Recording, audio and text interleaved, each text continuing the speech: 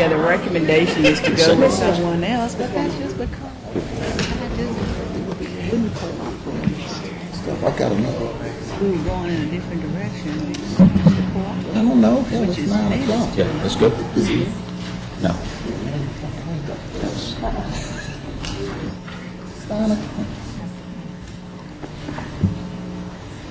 Good morning. We want to call the Commissioners' Court to order.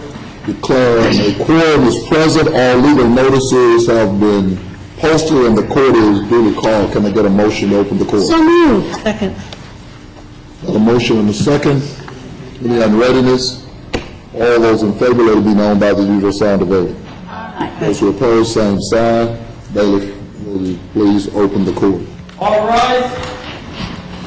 The Dallas County Commissioners Court is now in session for June 2014 term with the Honorable Judge Jenkins presiding.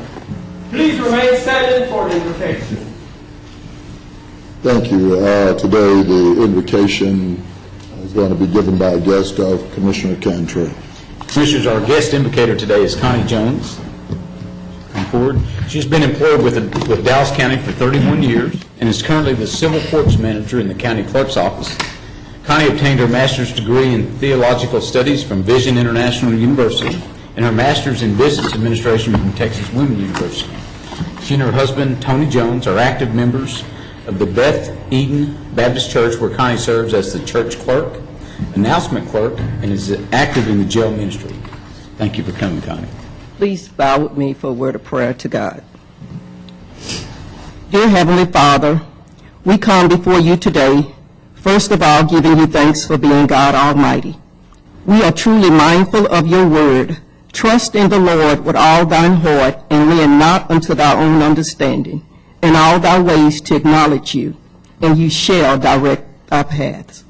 That is where we stand today, asking for your directions for the agendas, closed session meetings, and other business matters before this court.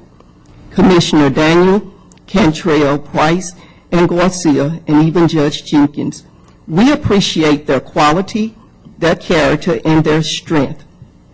You have gifted and equipped them with integrity, wisdom, and knowledge for such times like these. They were chosen not only to oversee their districts, but to work closely with the elected officials, department heads, and staff to successfully accomplish the missions and goals for the citizens of Dallas County. Most importantly, Heavenly Father, to fulfill the purpose you have for us. Regardless of what obstacles we may embark upon, we know that we are more than conquerors through you that gives us the strength. So we cling to your word and our faith, that he that comes to you must believe that he is, and he is a rewarder of them that diligently seek you. We pause with praise, anticipation, and thanksgiving the blessings you have for us. We love you, Lord, and we are reminded that all good and perfect gifts come from you.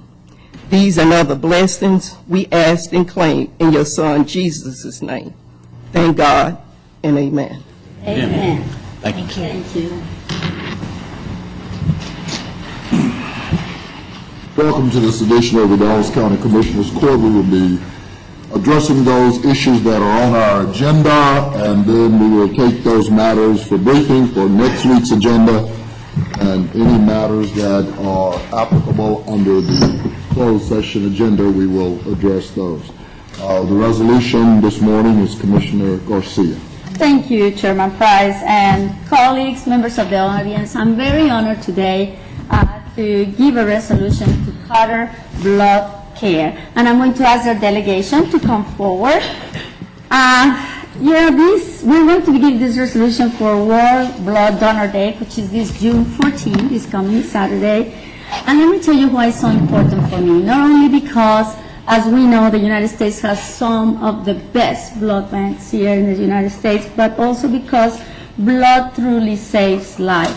As a daughter of an hematologist, I know that I grew up giving blood since I was very young, every year. And it's something that I try to, talk about with people around me. And as a dentist, what can I tell you? I think blood is beautiful sometimes, not all the time. But with that, we say the fact that just a pen can save 3 lives makes a difference in all our lives, and of course in our country. So the resolution reads as follows. Whereas every year on June 14, countries around the world celebrate World Blood Donor Day. And whereas World Blood Donor Day is an official World Health Organization event that raises awareness of the need for safe blood and blood products, and provides an opportunity to thank volunteers and donors for their life-saving gifts of blood. Whereas the World Health Organization focus for this year's campaign is Save Blood for Saving Mothers. Every day about 800 women die from pregnancy or childbirth-related complications. Severe bleeding during delivery and after childbirth is a major cause of mortality and long-term disability, especially in developing countries. And whereas timely access to safe blood and blood products is essential for all countries as a part of a comprehensive approach ensuring maternal health. And whereas locally, Carter Blood Care supplies blood and transfusion services to more than 150 hospitals in the 50-plus county region, including Dallas County. Whereas in Dallas County, there is a demand for 1,100 volunteer blood donations each day in order to fulfill patient needs, and there is no substitute for human blood. And whereas citizens in good health and from all communities are urged to donate blood on this day and on regular basis, if eligible to do so, civic, business, and service organizations are urged to form blood donor programs to maintain a safe and sufficient community supply. Now, therefore, be resolved that the Dallas County Commissioners Court urges all citizens to enhance the awareness of the need for a constant supply of blood to our community hospitals and the patients they serve, and to support this altruistic, life-saving effort, encouraging eligible donors to give blood in recognition of World Blood Donor Day on June 14, 2014. And I so move. Second. Got a motion and a second. Is there any unreadiness? All those in favor, let it be known by the usual sound of voting. Aye. Those who oppose, same sign. Chairs in the affirmative. Dr. Garcia. Thank you. And we're going to have an event this coming Saturday in Grand Prairie. The microphone is yours. I am Michelle Steffen, the Vice President of Corporate and Community Resources for Carter Blood Care. And on behalf of Carter Blood Care, I'd like to thank the Dallas County Commissioners Court for recognizing the importance of a safe and sufficient community blood supply, and also for acknowledging World Blood Donor Day, which is this Saturday, June 14th. The residents of Dallas County can be assured that Carter Blood Care has the blood available each and every day for you or your loved ones, if and when you ever need that blood. But we can only do that because of through the altruistic and heroic efforts of our volunteer blood donors. So for those of you who are blood donors, we thank you.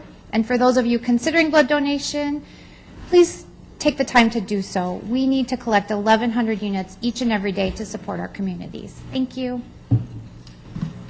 Thank you, County Commissioners Court. On behalf of Linda Gelser, Director of Public Relations, I want to thank you all for considering this resolution and for recognizing the need for blood in our community.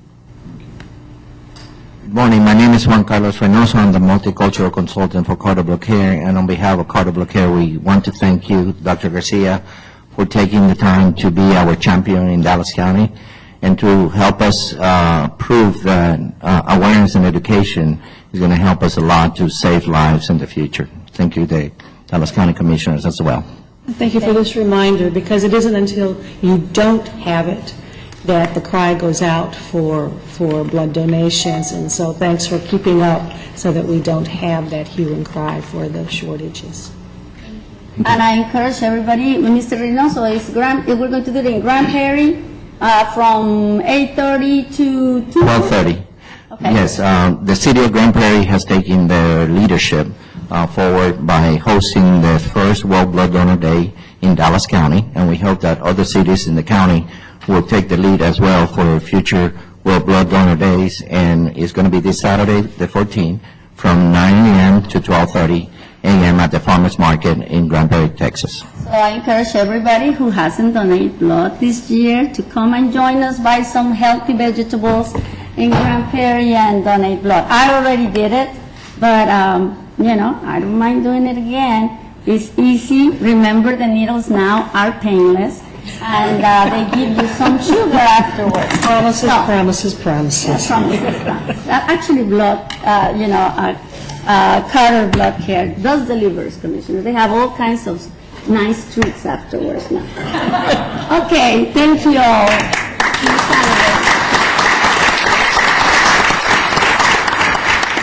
Chair yields. And our Consent agenda.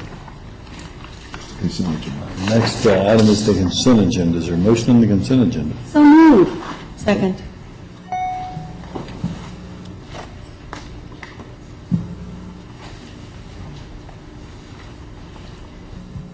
And all those in favor, signify by saying aye. Aye. Any opposed? The ayes have it unanimously. And next, we will take court orders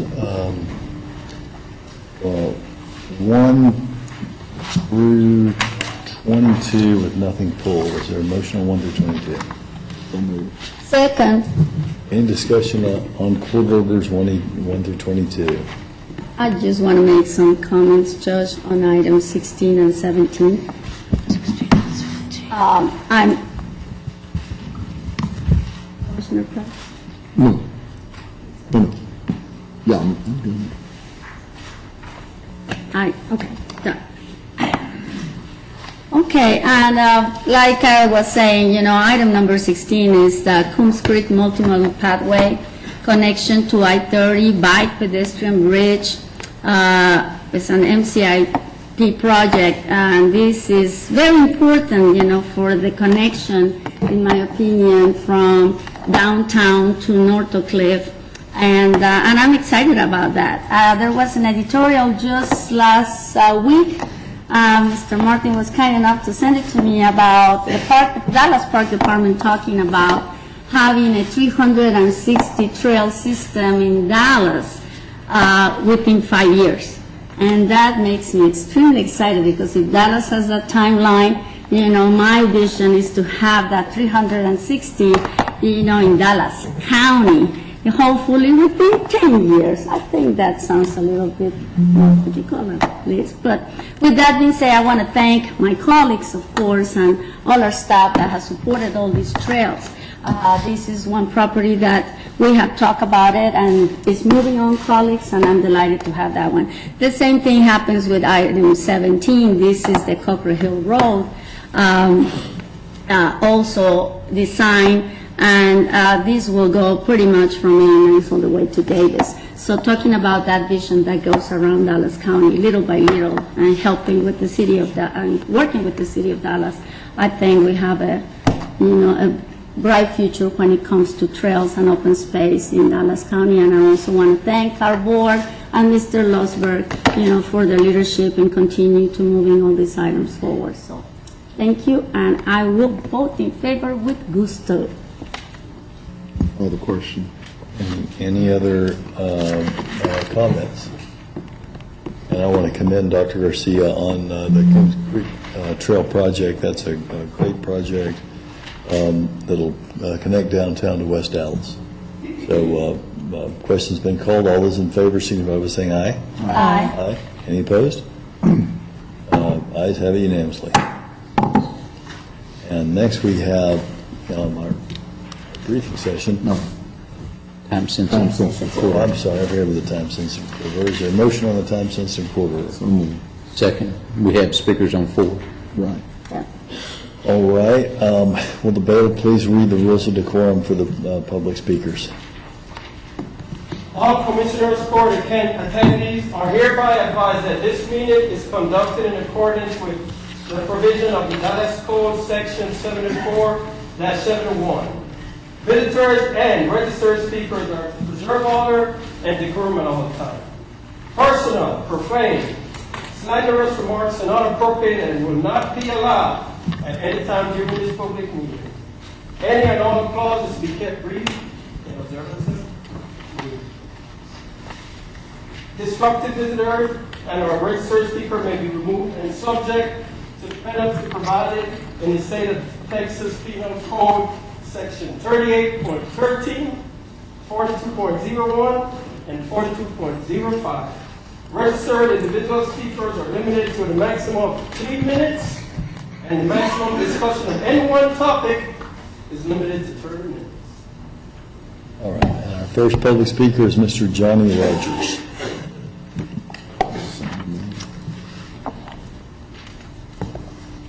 Mr. Johnny Rogers? Mr. No. Is it, it's either one? Yeah, he's on par. Yeah, and that's all they're all Yeah, he's on par. Come on up, Mr. Rogers. They're all on each. Commissioner Court, I waive. We don't have a protest on our agenda. Okay. All right, thank you. Miss Rachel Job.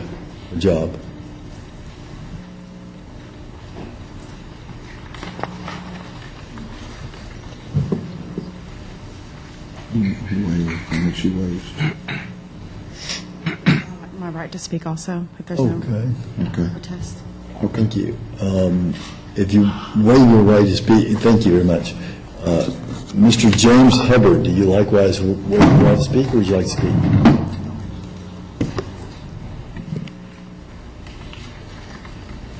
Thank you, Judge. If You I betcha. may, I have a packet for each one of the commissioners and the judge. Okay. In the interest of time, I've included my text on the first page. If I read this fast enough to get through it in 3 minutes, you probably won't be able to understand me. Okay. We're here in regard to the current RFP for property and casualty insurance for Dallas County. We are your current agent as well. There were some clerical errors in the process on our behalf as well as the carrier. We're asking for reconsideration of the recommendation brought by your purchasing department. And Commissioner Price, you're looking at me. I don't know if you remember me or not. We served together on several COG committees in the 90s. Actually, Mr. Pardue just reminded me it was during the superconducting supercollider era. I was a commissioner in Wise County at that time. If you'll allow me, I'll go through the timeline, and I'm going to summarize part of this. Our staff met with Mr. Emmett Graham, your risk manager, on March the 19th to discuss the current policies. Various items were discussed, including the Decker Jail, the coverage on that location, as well as the current project under construction at the Luce Area Center. We left that under the assumption that the policy would be renewed since it had gone out through RFP last year. April the 16th, there was correspondence between Mr. Graham and Ms. McCulley in purchasing, giving our point of contact for property renewal. Based on the verbiage of that, we were still under the same assumption. We had our carrier move forward with the renewal. On May the 13th, we received the renewal of $466,037. 7 days later, we received an RFP by fax. We were a bit confused, but we moved forward through the process. During the process, it was understood that the medical unit at the Luce Sterrett Center would not be covered until it was completed. We moved forward. That was in our notes. We had our renewal prepared prior to receiving the RFP. We went through the RFP process. Unbeknownst to us, our carrier had included the dollar amount for the Luce Sterrett Medical Center. As we prepared our submission for the RFP, verbiage was left in our submission and clearly stated that the medical unit was not covered. Although our premium reflected the coverage, our submission, our error on our staff said that it wasn't covered.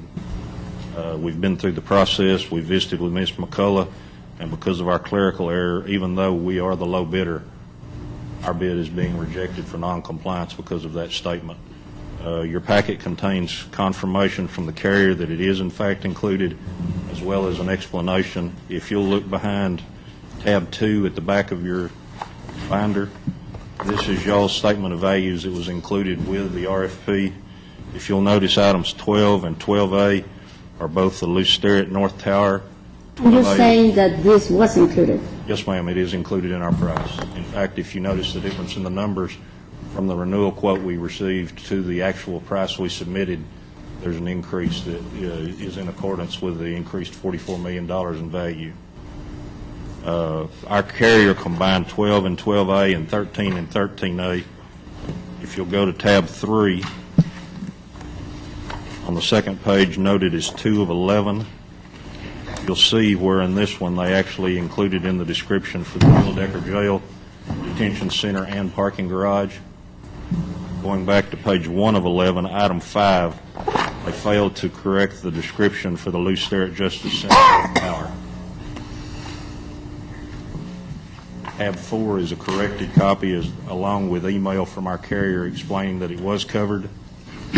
They've corrected their error, that it was their error. And item 5, the description now reads North Tower and Medical Mod Unit. The schedule of values for your expiring policy were $1,198,696,386. The schedule of values that were quoted on for your renewing policy were $1,238,342,199. Based on this information, I'd respectfully request, based on our record of service for the last 3 years and the fact that we are, in fact, the low bid, and with these corrections, our bid is in compliance, that y'all consider awarding this back to our firm, Higginbotham. We have an office in Fort Worth and Dallas as well. Can I answer any questions? But, no, I want to hear from staff, Ms. McCullough. Purchasing Department opened bid number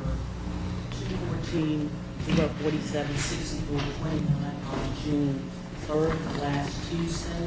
Bids were opened and read out aloud. Bottom submitted a bid, and McGrath, Sybil, and Williams also submitted a bid. The bid submitted by Higginbotham clearly stated on page 23 of the solicitation, it did not, in big bold capital letters, did not include the Lou Sterrett med mod. That is the reason we set forth in this briefing to the court that we're not recommending this company for award. The list of the schedule provided in the solicitation that showed all the buildings did not include the mod unit also. Purchasing in the Dallas County Risk Manager, Mr. Andrew Brown, went through the solicitation word by word to make sure those all the properties were listed as stated in the solicitation.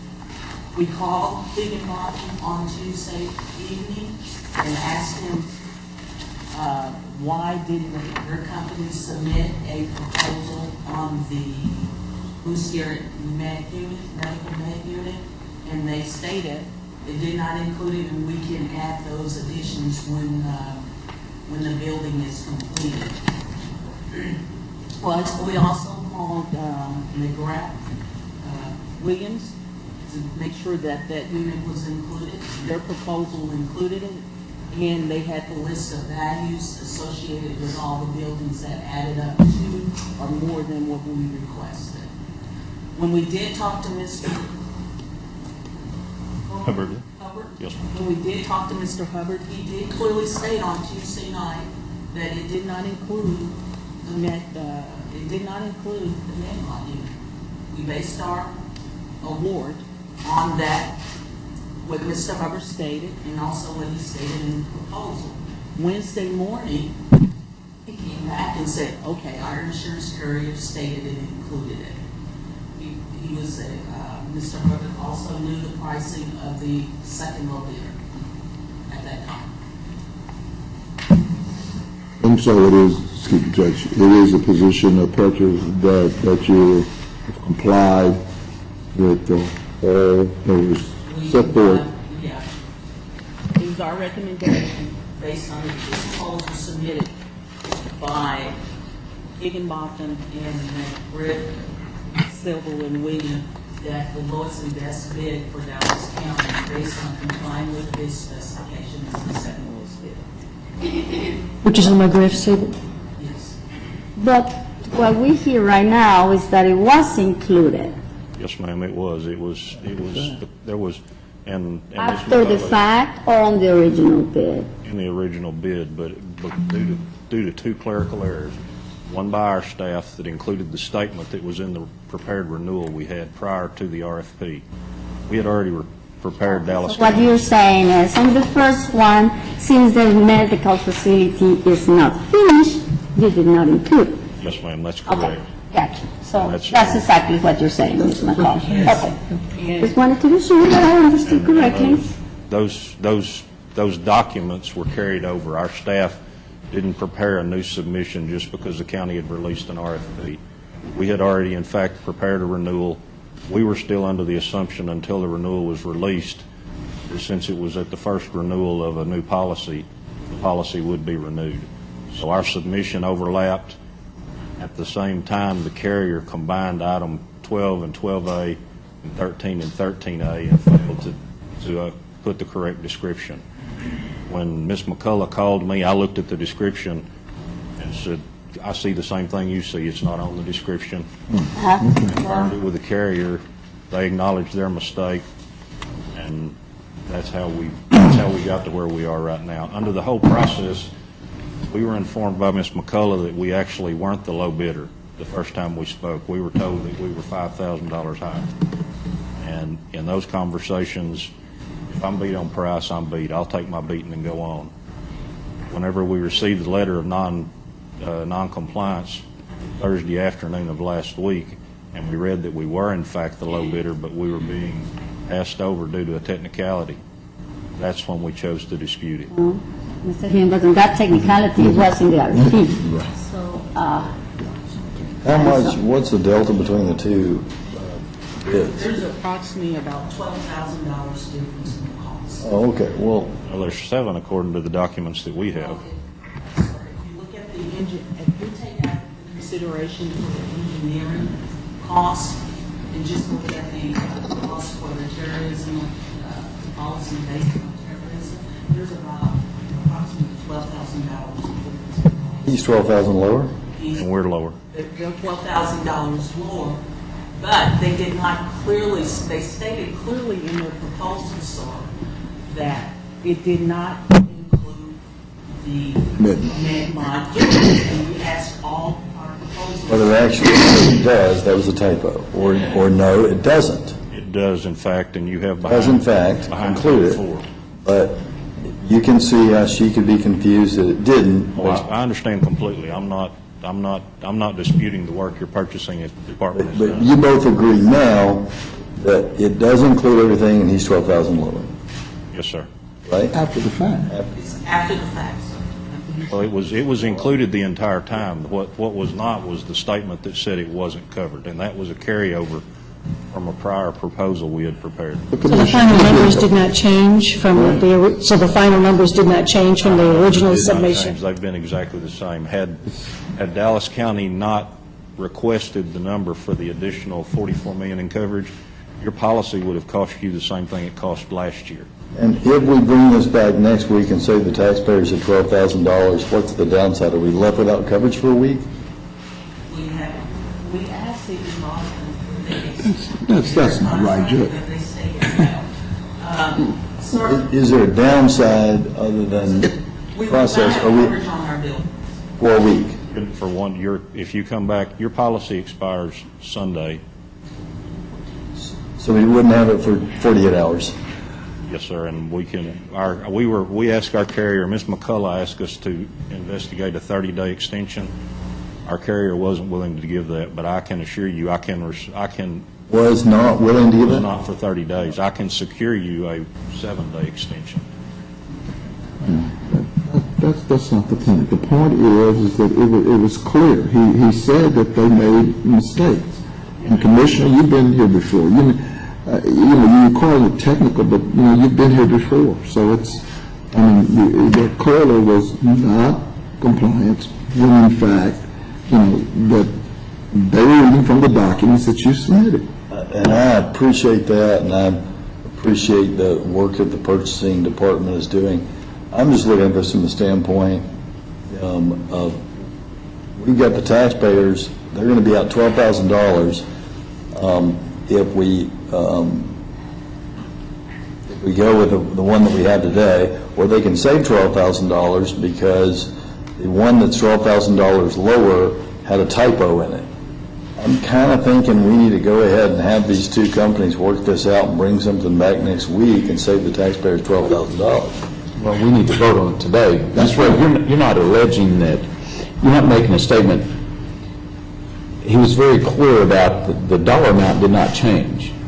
You made a statement that, based on the conversation that you had with him, that he found out what the competitor's number was. We did acknowledge that when we talked. Right, but you're not saying that based on that disclosure, he didn't increase his price to include that, he just left it at what it was. Is that what I'm hearing? What I'm saying, Commissioner, is that Mr. Higginbotham submitted the proposal.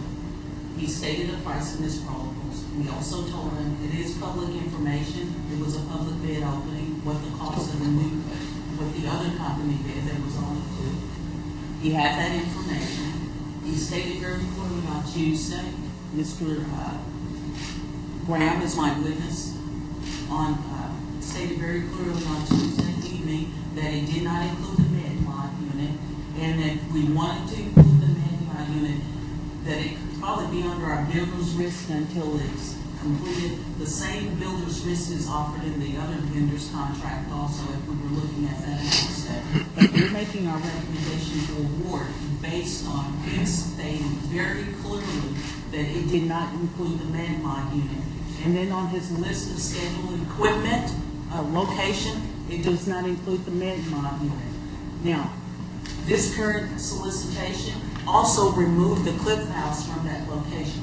That location is not included in his document provided to us also. So he didn't have the Cliff House, which was removed from the current solicitation, and he did not add the med-mod unit. It's the same scenario.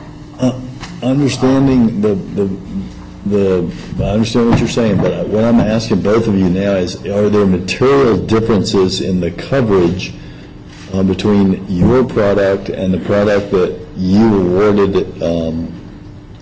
that you're seeking to have us award the contract to, that costs $12,000 more?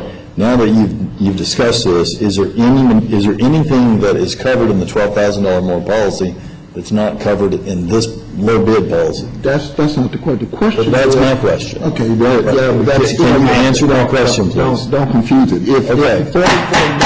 If the $44 million, Can you please answer the question, $44 man? million does it have an additional Can you cost? please answer the Does question? the $44 million have an additional cost? Commissioner, I'll let you ask a question, but I'm trying to understand this. No, you're trying to I'm confuse it. not trying to confuse it. As usually, but you're trying to confuse it. Can you help me out here? Is there a difference in the two policies as we now understand them? If the $44 million was included, it would include an additional cost associated. That's okay. So you're saying his policy is not the same as the one that... Well, I can't attest to what his underwriter provided him. I can only attest to the information provided in the bid solicitation. Okay. And his solicitation back to Dallas County So- stated it did not include that. That's the only thing I can attest So to. what is missing from his that's in the other one? Help me help you here. If you look at the chart that was provided to Commissioner's Court, we stated it did not include it. Also, the proposal, if we were looking at best proposal, the proposal offered by McGregor had a maximum coverage for all our buildings of $750,000. Okay. That's an advantage to the Dallas. Okay, so that's different than your policy, correct, sir? You agree with that? Different. If it is that way, I do agree to it, although the document provided to the court clearly says all property. I stand corrected. Okay, so... You stand what? Corrected? I stand corrected, yes, sir. So your policy that you're recommending is not, you agree now, is not in compliance with what... No, our policy is in compliance with what they require. The limits are just higher. Minimum requirements. Policy offered by Judge, if the other company has $750,000. Versus million, 750 I million. may, Judge, and I'm Okay. I'm gonna jump between ex-commissioner and insurance broker hat right here in between. Your specifications asked for a $500 million loss limit. What that means is, if you have your losses in a year, this policy will pay for up to $500 million in losses. That's what your policy requested. Now, the commissioner side of me, and I apologize, had I read Ms. McCullough's spreadsheet, I assumed that since the only area we were listed out of compliance, and that's a true statement, we were out of compliance because our submission said we didn't cover the medical mod unit, even though we did. If you can purchase an additional $250 million in coverage from our competitor for $12,000, you should do so. All right, that's what I thought. All right, thank you, sir. I still stand by my statement that ours were only clerical errors, but they have offered you 50% more coverage, and you should purchase it. Thank you for your time. Thank you. Thank you. Call the question.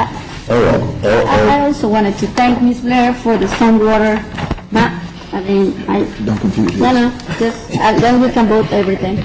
We have one more. Thank you. Oh, I'm sorry, we have one more speaker. There is Mr. John Marshall.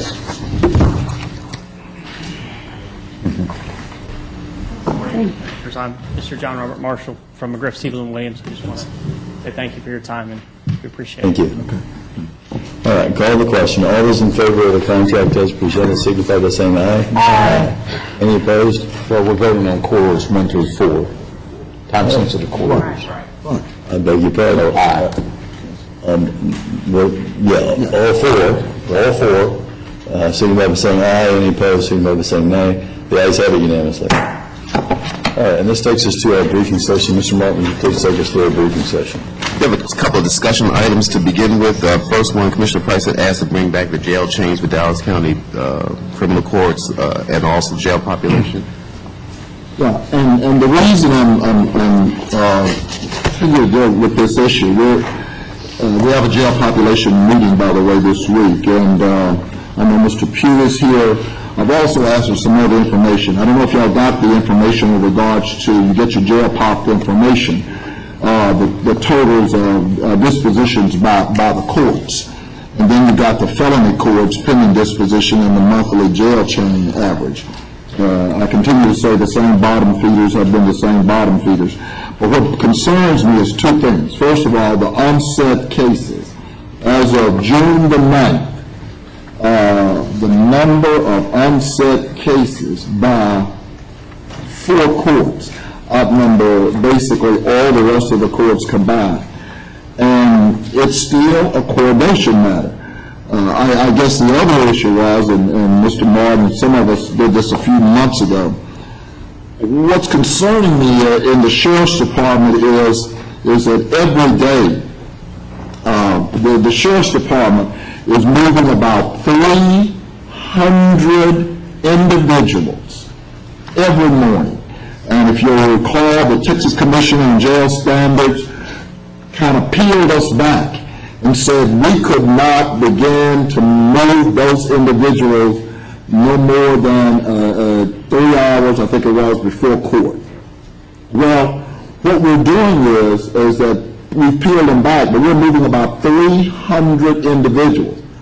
The problem is, I asked the captain to give me the follow-up on this, and only about 25% of those people are going to court. And doctor, I know you're here, there's some other, I'm having some real concerns, the fact that we got the Sheriff's Department moving individuals back and forth every day, 300 individuals, and only, according to my list, only 25% of them are going to court. Captain, where's Captain, Captain Howard? Captain Howard is over that portion of the jail, and we've gone down and we've watched that operations early in the morning. And while he hasn't drilled down to what's going on, exactly, is anything that I've stated, incorrect? And tell me exactly what's going on with these jail chains and the movement of individuals. Talking about shift time, you've got to take those individuals, you've got to search them several times. You're having to move them, transport them. I mean, What's going on over there? Yes, sir. We looked at the numbers, and like you said, your numbers are actually just a little bit low. It's usually anywhere between 350. Some days it's even over 400 that go to the court desk. And what you've got to realize, every inmate that goes to the court desk probably is going to get searched anywhere from 4 to 5, 6 times, depending on where he or she goes. That's not taking into account if it's a female, if it's a PREA inmate that has to be kept by themselves. And what we're seeing based on the inmates who are going to the court desk, only about 25 to 30% of those are actually having some type of court hearing, either a trial by judge, a plea, a jury trial, while the rest are over there either doing an attorney visit, signing paperwork for probation, meeting with the psych doctor. Again, all things that could be accomplished without the inmate ever leaving the secure housing facility. Is there a proviso, and again, I'll get back to the judge's thing. I just want the court to understand, from a process standpoint, exactly what's driving this bottom line in terms of the jail. First of all, we're tying up the sheriff's department. That's number one. And only 25%, he said 25 to 30% of these individuals are even going to jail, going to court, to a hearing.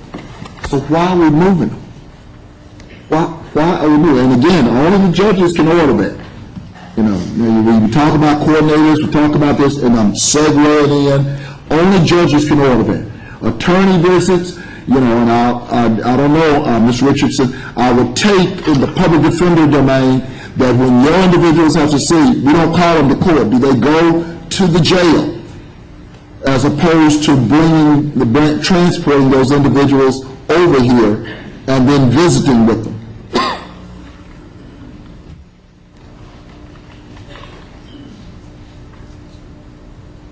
Commissioners, if you recall, we dealt with this issue a couple of years ago.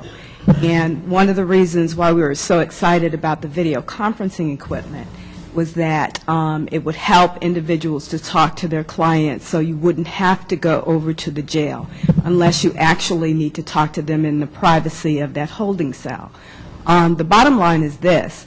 The understanding that we have in the Public Defender's Office is that you're not supposed to bring individuals over to the holding cell for just attorney visits. There should be some sort of court action taking place at that time, but unfortunately, sometimes that doesn't happen.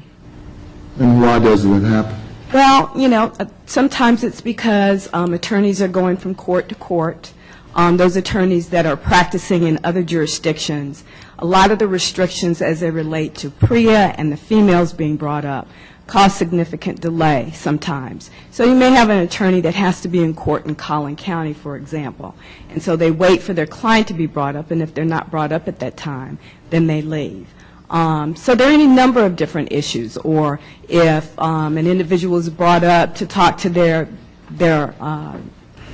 attorney and it's for a hearing, if the judge is not there, then that person has to be sent back. Sometimes it's part of the negotiation process. If you expect that you'll be able to resolve the case, because there is a push to resolve those cases, you bring the client over and you can't reach an agreement with the state, then sometimes that person is sent back. So there are a number of different issues. But I'm not going to let anybody hide behind PREA. PREA is new, first of all. Correct. And by the way, for the record, PREA is the Prison Rape Elimination Act. So we know at all times how many of individuals who have basically fall in that category. And it's really not that many. Okay? So if he tells me 350 to 400, he said I'm low at 300. That in the entire enterprise over there, you don't have 60 people with that declaration. That's correct. Okay, so they're not going back and forth every day. 350 to 400 people are moving every day throughout that system. And so we're tying them up with about 25 to 30% going to trial. That's correct. And then we're just moving them. We're just moving them back and forth. Then I've got judges who have cases over there that are definitely just, unset.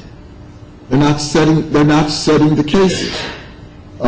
And so I'm just trying for the court, for us to keep saying that the jail cost us $11 million each month. we're just cycling people. That's just the jail. That's not talking about what is happening with the sheriff's department, moving people back and forth with the duplicity. We keep talking about whether or not they're serving warrants and everything else. They're just cycling people around inside the facility. Commissioner, I do agree. Oh, I'm sorry. With the number of factors involved inside the jail, in the courts, with the attorneys, are there areas, because I know that you have examined every one of the steps throughout the process. Are there areas where there can be a discussion to see if logistically they could be matched up better? Or are there changes that could be made in that kind of process to address these issues? And how can we move forward on this? It's really the judge's call. That's the reason I keep bringing it up, Commissioner. Okay, that's what I want to hear. It's still the judge's.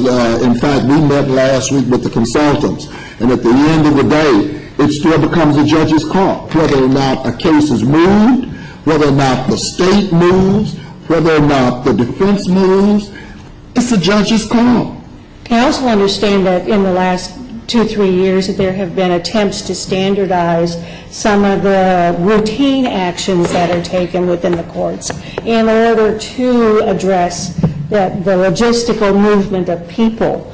Are some of those discussions producing results that are going to help the situation? I think as Commissioner Price indicated, you have those courts that move very efficiently because you have a judge and a coordinator that they're really on their job. They insist, they look at, there's a jail docket that can be printed out to see where are the cases where the clients have been in jail for the longest. There are judges that will meet consistently with their staff, with everyone in the court, and they said, this person has been in jail for this period of time. We need to move this case. So Commissioner Price is absolutely right that it's the judge that controls that, and there are some judges that are very good about doing that. And I think that's the solution. You've got to have the entire staff, and you can't leave anybody out. You have to have probation on board, you have to have the defense bar, you have to have the judges, the coordinators, you have to have the clerks, everybody on board working towards that. When you have a court where you have that kind of partnership, then things move a lot more efficiently and effectively. I see that Judge-elect Kemp is here, and Judge, I noticed that in all of the numbers, you've taken on the court that has always been last, and I'm talking about felony courts primarily, 17 courts, and of course the court has either been 16th or 17th for the last several years. I know you hear this conversation. We've had this conversation before. And by the way, thank you for taking public on another public defender. That's imperative in terms of court because you have a different process logistically when they're there and they're responding to a director as opposed to if I guess they call them freeware lawyers, whatever. They're running around out there and can't seem, nobody can see them. All somebody can bring in to check is a judge. Is that correct? Yes, sir. Okay. And what is it, you've been around this a while, what do you see differently that we're not adding, as Commissioner Downey said, to this whole concept? I just want the court to understand, what it's cost us. And we talked about last week, somebody brought up, Judge brought up, we need to hire a consultant. We got a consultant. That's not the problem. People are just not working. Well, I think, Commissioner, you've pointed out precisely why many of us from the District Attorney's Office sought judicial offices, because I recognize as a Dallas County resident what the cost is to me as a taxpayer when I see nothing getting accomplished on a daily basis. But also I deal with the victims, and when you re-victimize a victim by bringing them down setting after setting after setting, and no one has the impetus to move the system forward, which is exactly why I want to address the jail chain problem in the 204th. The frustration that victims have, and even defendants, because as quiet as it's kept, there are some innocent people in the jail awaiting their day in court. And I'm honored to take on the public defenders. We've got a wonderful public defender staff. I want to add another defender to the 204 so that we can move that docket. And we won't be 17 out of 17 or even 16 out of 17. The goal is not just moving bodies. The goal is always justice. But justice delayed is justice denied for defendants and victims. And we've got to have a judiciary that is present at work, that is insistent upon people doing their job. And if you just demand your presence, that means a lot. My very first job out of high school, I was in high school, and I had a job. I came from a basketball game to my job that was in a hospital. And my supervisor said, I understand you got here at 11, you're tired, you're exhausted, you may not do everything that you can already do, but your presence is half of the problem, because your presence means a lot.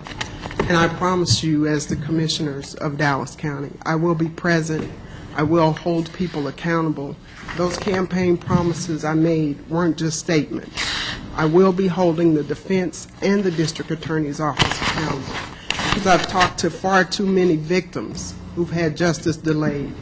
And as I've said before, there are some people that we're holding in Sterrett that are innocent, and we deny them justice also by merely not being present and demanding accountability. And I'll do that for you. Okay. One last thing I want to remind the court is that except for George Allen, and how many we have already today, 65, 70, and those are basically female, except for George Allen, everyone is on the Sterrett campus. We don't have Decker anymore. We don't have any of that. We're not doing that. Everybody's there. So I guess my next question is coming to you, Doctor, in terms of your people. We relocated all of your people to Sterrett. Everybody's there. We built you new holdovers, the whole 9 yards. So when I listened to Captain Howard and asked him for his information, I don't know what percentage of your people that represents of that 70 or 65%. Is there any reason that your officers cannot visit everyone who is on that campus in the jail? Well, the challenges have always been there as far as we have representative probationers on every floor of every tower. And what's required is they need to sign the documentation for probation.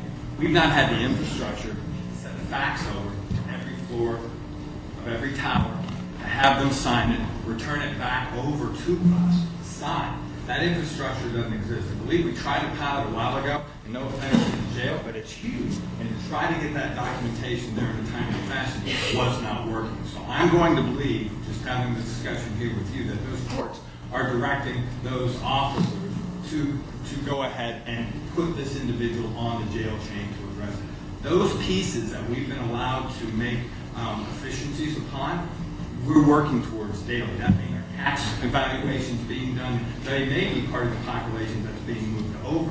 But by having them moved over, those that are in jail, by doing some of it on video, most of it on video, we've cut that time down. So I think the great efficiency at this part for us, for those probationers, having to sign documentation, would be a discussion on infrastructure at the jail, so that we could fax documentation that was necessary for them to sign their terms of probation, get them back to us, and then we can proceed, and the court can move forward with a finding.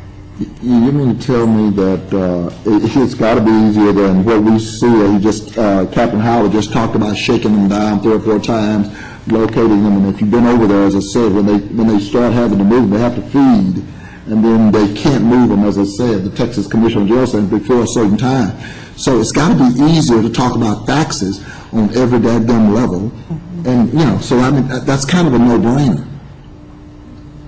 Captain, I'm listening. I can't really speak for the jail, but I did want to mention a couple things. PREA was mentioned, and you're right. We handle, the court desk on a daily basis handles maybe 3 PREAs. We don't even pull them down until it's time for them to go wherever they're going. So that is not a big issue. And like you just mentioned, every inmate that gets pulled and brought to the court desk, that's a risk. That's an escape risk, that's an incident risk, that's somebody that has to be searched, that's somebody that has the ability to bring back contraband. As far as the faxing, that's not my area, but if it was, I would say no.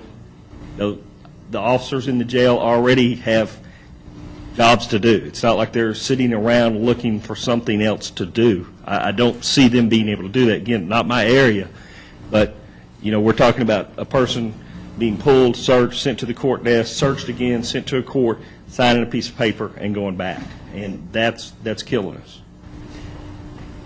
If you really want a solution to this, you're going to have to track it for a month. And been tracking. But no, tracking it different than what's been tracked.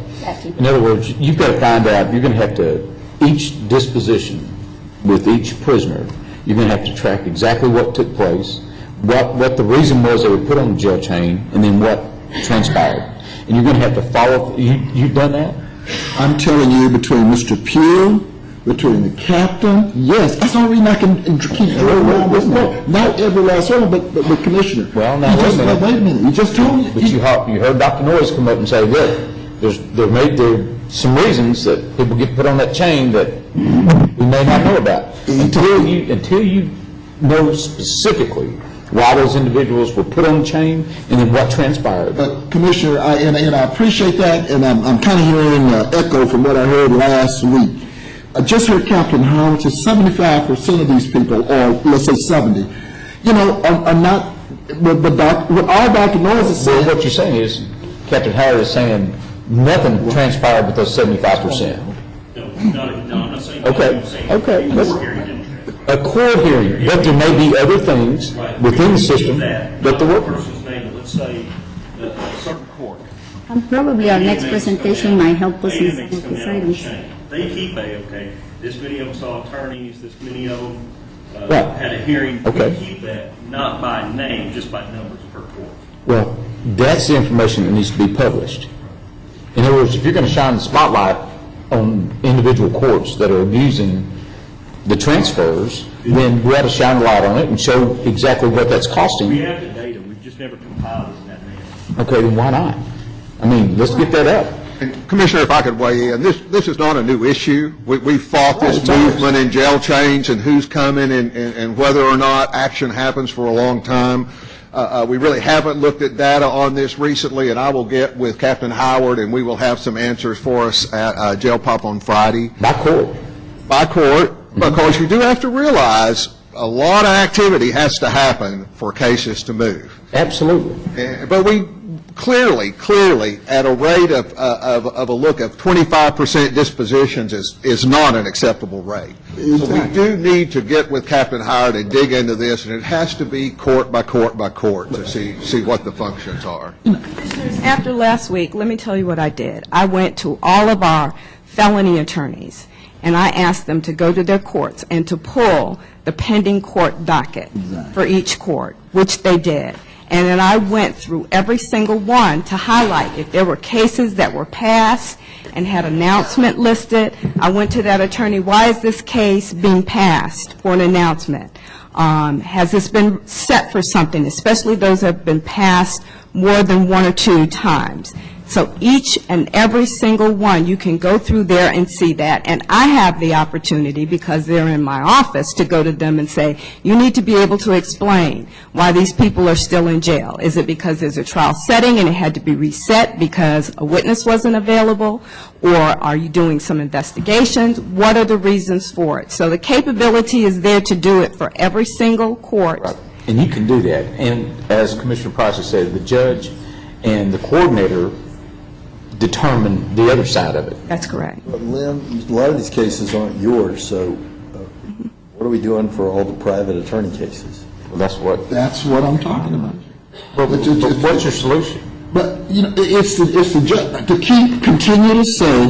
Shine the spotlight on those courts that are abusing the system. That's exactly what Okay, do the same thing for the private attorney cases. I do want to point out, now there is an opportunity for some positive movement. If you look at the 5 courts that tend to have the most pending cases, it's been pretty much the same 5 forever. And 3 of those 5 were not successful in their reelection bids, and there will be new judges coming in. And we do have an opportunity to work with them on their coordinator selection, do some training, and encourage the strongest possible use of public defenders as we can. There are a lot of indicators of successful court movement, but strong use of public defenders is one of the biggest. And Ms. Richardson wouldn't say, but if you take a court's case, and we're all doing this fairly constantly, and look at who those pending cases are, the longest ones are almost always non-public defender cases. Ryan, is there a way to add that component to the judicial management report? In other words, we're apparently not getting an accurate cost per disposition if this is not included in that. Jail costs are included in the judicial management report. Transfer cost. In other words, there has to be a higher cost associated with transferring, for those courts that are transferring people on a constant basis and not disposing of If them. Captain Howard has the information, then yes, there is a way for us to build in a That's cost what I related. believe. And it penalizes those courts that are abusing the system and not disposing of But, them. you know, we have video magistration set up in each of our jails, and that has a fax machine. So, I mean, there is ways for this to be, you know, things to be done. And, of course, we built on the 9th floor, or the 8th floor, holding cells for Dr. Noyes, which implied we were going to move people up there for probation to talk to. They're doing that, but it's still a That's class- movement. That's part of the 70% that we're talking about. It's still movement. It's not a court hearing, it's a movement of an inmate. I got that, but they're not moving the line show that's 70 up there. A lot of those are attorney visits. And so everybody's skipping around that. A lot of those are attorney visits. And the court calls them over, and they don't have a matter pending in the court. They just visit with them. They don't go to the jail. That's what needs to be exposed. There are good attorneys that do visit them in the jail because I've watched them go into the jail. There are other attorneys that I know that do not. I agree. And at some point also, we need to add the element of education of the court coordinators, because that's where the problem lies. And I know that Mr. Brown is working in some kind of educational program as well as incentivize, you know, some different results. And I think, you know, we can be here all day discussing this, and without any consistent solutions, we're going nowhere.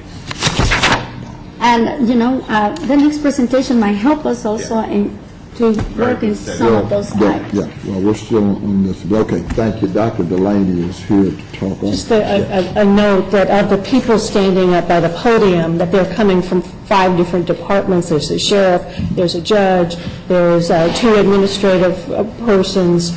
It's, you know, a lot of different items coming together, which is no excuse that it cannot be tracked and followed and identifying where there are issues that could be improved upon. But just to note that when you've got to get a number of people together to address any particular issue, that you're complicating the solution of that particular issue. But it's also heartening to see that in this discussion, at least I've noted that there are at least 3 different areas that have been talked about that may be worthy of a little bit further review to see if, in fact, those might be some of the points of discussion to move this whole topic along. Well, last thing I'm going to say, the judge. The judge is in charge of the coordinator. The judge is in charge of defense attorney. The judge is in charge of the state, the prosecutor. The judge is in charge of probation. The judge. The judge. And that's the only reason in jail population we continue. It's the judges. If the cases are not set, it's because he or she has not driven that court coordinator. He says, you know, you will pull the chain and you will set it. It's the judge. In the next presentation, will there be some discussion of what plans there are or what is being done to assist judges in addressing some of the problem areas that are appearing? We will talk just a little bit about that. Okay. Dr. Delaney is on to speak for the jail population. Dr. Delaney, you want to come forward? You've heard the rules of decorum for our speakers. On this, okay.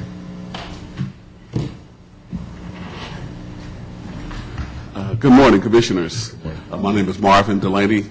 I'm the chairman of the board for Mothers Against Teen Violence, a drug policy reform advocacy organization, and hopefully I have an idea that will help you relieve this prison population problem that you're having. Doctor, you have to give your address and all for the record. 4101 Commerce Street.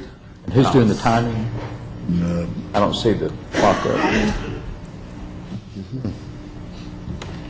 Somebody pushing the buttons there? No, there's nothing. Okay, 4101 Commerce Street, Dallas. I'll tell you what, I'll do it for you, just, oh, there we go. There, where they go? Go ahead, Doctor. Go ahead. Okay, thank you. I come to ask that the commissioners consider adopting House Bill 2391, which is the cite and release law for 4 ounces or less of marijuana. And I think that would go a long way toward relieving the jail population problem. The Dallas County jail population, as we've heard, is up this year. And so we want to commend Commissioner Price for his concern about the issue and his diligence in looking for solutions that may reduce the numbers as it continues to go up. In 2012, according to the Texas Department of Public Safety, there were 125,000 arrests for simple drug possession in Texas. Marijuana arrests comprised 73,000 of those arrests. Arrests for nonviolent drug possessions did nothing to improve public safety. In fact, do nothing to improve public safety. Those arrested are released within 24 hours if they can afford to post bail. So this, of course, is not a public safety issue. Although all races use illegal drugs and substances at a similar rate, of course, we know the drug population and the prison population in our county, in our state, and in our country is predominantly African American and predominantly Mexican American, as well as, of course, for poor people. So we're trying to indeed not only encourage Dallas County, but the state, the nation, to begin to reduce a prison population in this country that's over 2 million. We are the largest, we incarcerate more people in this country than any other place in the world. So we're encouraging and asking them that the Dallas County commissioners encourage and adopt House Bill 2391 to get local police agencies to cite and release. That is, after they arrest the persons, they give them a citation that mandates that they appear in court rather than putting them in jail, and again, increasing the prison population in Dallas County. We've heard, and I reiterate, that $11 million a month is being wasted on incarcerating people. So I want to encourage the commissioners to consider this, to begin to act proactively, as Commissioner Price has done, to reduce the prison population. Dr. DeLay, let me just say this, because it's not, our sheriff's department, cases are not originated really within the purview of the sheriff's department. The sheriff's department is the chief jailer for the county. Right. And of course, Dr. Garcia keeps talking about the CJAB committee is going to come up next. That's where all the law enforcement agencies come through, and that's really kind of their call, whether it's the city of Dallas, which is the #1 depositor, city of Garland, city of Irving, those law enforcement agencies. And so what we've tried, and Captain Howard, who was here, used to be over patrol, so we've tried to look and see that's not our issue. That's not our, well, that's not our issue. We don't have the jurisdiction to tell those particular law enforcement agencies, catch and release, or sign and release. So what about the county DA? What about the county DA? DA can't, the only thing DA can do is prosecute whatever law enforcement agency brings before them, I think. But again, I'll defer to Dr. Garcia and the Criminal Justice Advisory Committee, but all of the police chiefs and all, they run through her committee. And all we're trying to do on this end is trying to manage whatever they send, to us and how we dispose. And I think Judge-elect Kemp just talked about that in terms of, it's about justice, but it's trying to manage it.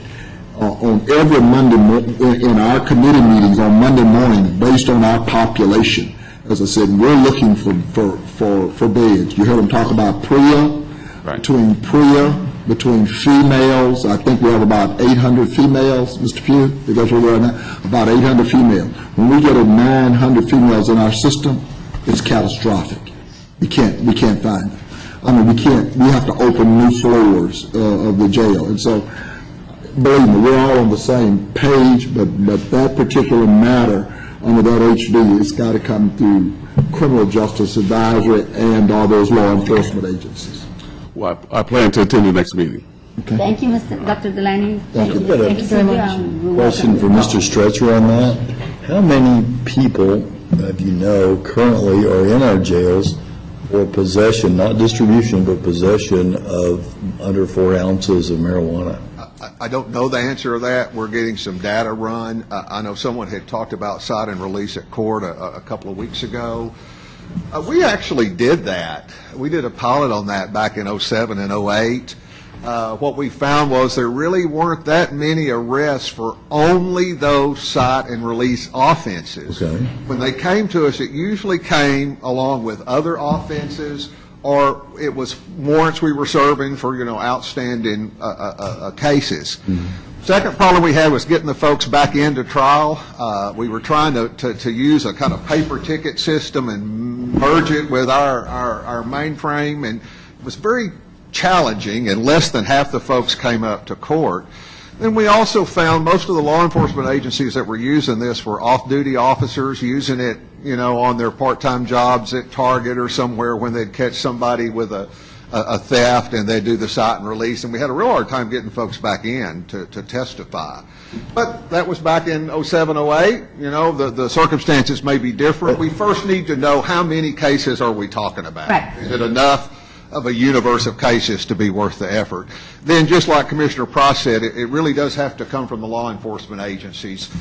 When we did the pilot, they really had some discomfort with the marijuana cases because they didn't want to be on the hook in the field to determine, is it really marijuana and how much a weight is it to determine that issue. But we're going to get our hands around at least the numbers and whether or not this is worth going forward and bring it up through CJAP.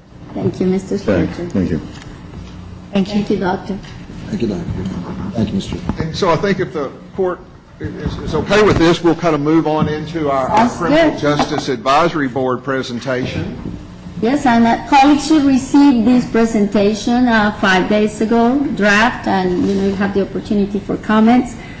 It's going to be presented by Mr. Ron Stretcher, Director of Dallas County Criminal Justice Courts, as well as my co-chair, Dr. Michael Noyes, Director of Dallas County Supervision and Corrections Department. I also want to recognize in the audience, Dwayne Steele, our CJAP, Criminal Justice Advisory Board Coordinator, which, helped us to put all this together, as well as my Chief of Staff, Mr. Brooks Love, for all the work together. And I want to publicly apologize to Mr. Ryan Brown. I just realized last night at 3 o'clock in the morning when I was reviewing this, that, we skip your name, Mr. Brown, our budget officer, and he's always with us and has been instrumental in some of the recommendations that are here as well. And of course, to our Grand Prairie Chief of Police, Chief Dye, we forgot to put his name on the Road and Bridge Force. So with that, colleagues, you have the presentation in front of you. I don't want to go through the whole thing since, it's an annual presentation to the court and to the public, and of course, for you all to know what we're doing as a Criminal Justice Advisory Board here in Dallas County. So with that, we will go through some of the big points, but what I want you to focus your attention on to the last pages, which is where we are and where we want to go. And of course, what the cost of some of these initiatives will bring to Dallas County and some of the savings. Because, the reality is we can talk all day about a lot of issues, and if we don't have the solutions on how to fix them, we're not doing anything. So with that, Dr. Noyes, Mr. Stretcher, the floor is yours.